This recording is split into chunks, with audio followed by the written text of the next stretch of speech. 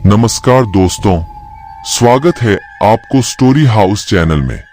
दोस्तों, बारिश का कोहराम थम चुका था, लेकिन हवा में नमी बनी हुई थी। रात काली थी, सिर्फ दूर दूर जलते बल्बों की रोशनी रास्ते को थोड़ा दिखा रही थी। तेज रफ्तार से चल रही मेरी कार के टूटे हुए हेडलाइट्स ग्रामीण सड़क पर नाच रहे थे। मेरा मोबाइल खत्म हो चुका था और गाड़ी में नेटवर्क भी नहीं था। अकेलेपन का एहसास हर गुजरते मिनट के साथ बढ़ता जा रहा था। तभी कार के टायर से एक धमाका हुआ और गाड़ी एक तरफ झुक गई। मैं स्टीयरिंग संभालने में जुट गया। गाड़ी किसी तरह से रुकी। टायर पंक्चर हो गया था। मैं गाड़ी से बाहर निकला। चारों तरफ सन्नाटा था, सिर्फ हवा की सरसराहट आ रही थी।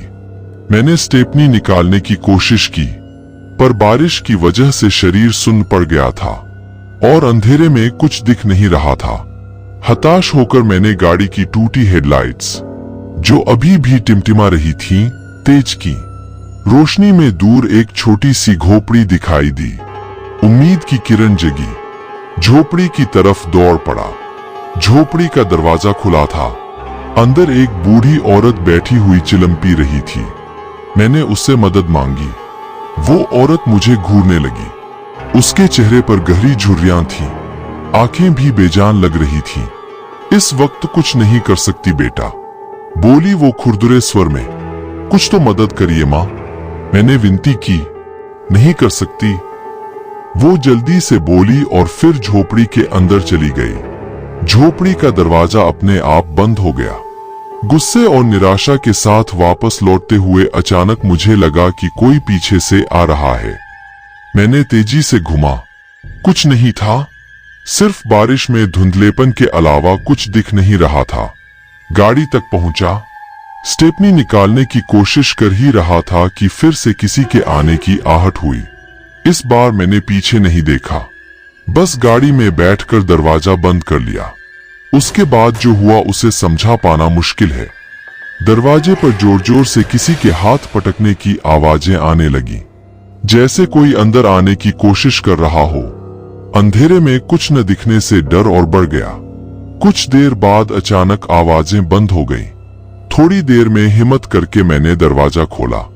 बाहर सब कुछ पहले जैसा था, सन्नाटा था। जल्दी से स्टेपनी निकाला और टायर बदलने लगा। तभी दूर से एक तेज रोशनी दिखाई दी। गाड़ी आ रही थी। उम्मीद जगी। गाड़ी नजदीक आई। एक पुलिस की जीप थी। उन्होंने मेरी मदद की और जल्दी ही टायर बदल दिया। गाड़ी में बैठते समय मैंने पुलिस वाले से पूछा, यह रास्ता इतना सुनसान क्यों है? वो मुस्कुराया, बोला, इस रास्ते पर एक हादसा हुआ था कुछ दिन पहले। एक लड़की रात में गाड़ी से निकली थी। मदद के लिए एक झोपड़ी पर गई, पर उसे कोई मदद नहीं मिली। वो अकेली ही टायर बदलने लगी थी। तभी अचानक एक जानवर आकर गाड़ी से टकरा गया। मेरा खून ठंडा हो गया। वो झोपड़ी, बेजान आंखों वाली औरत और टूटा हुआ टायर। पुलिस वाला मुझे घर छोड़ने की बात कर रहा था, पर मैं कुछ सुन ही नहीं पा रहा था। अभी भी उस सुनसान रास्ते और खौफनाक रात का डर मेरे दिमाग में घूम रहा था। अगले दिन सुबह घर पहुंचकर मैंने अखबार पढ़ा। एक छोटी सी खबर छपी थी। ग्रामीण इलाके में एक बुजुर्ग औरत का शव मिला। वो अकेली रहती थी। उनकी मौत का कारण अभी पता नहीं चला है। मेरी रूह कांप गई। वो बूढ़ी औरत जिसने मेरी मदद नहीं की थी, वो बूढ़ी औरत तो नहीं थी जिसकी मौत हो गई। तभी मुझे याद आया, गाड़ी की टूटी हेडलाइट की तेज रोशनी में देखा गया उस बूढ़ी औरत का चेहरा नहीं, बल्कि एक जवान लड़की का चेहरा था। मेरी नब्ज तेज हो गई। क्या वो औरत थी या एक भूत? कुछ दिन बाद पुलिस ने उस सड़क हादसे की जांच पूरी कर ली। उन्होंने बताया कि दुर्घटनाग्रस्त गाड़ी से मिले शव की पहचान नहीं हो पाई है और उस इलाके में ऐसी कोई लड़की कभी नहीं रही थी।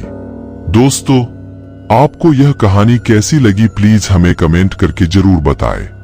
हमारी और भी कहानियां देखने के लिए वीडियो को लाइक और चैनल को सब्सक्राइब कर देना।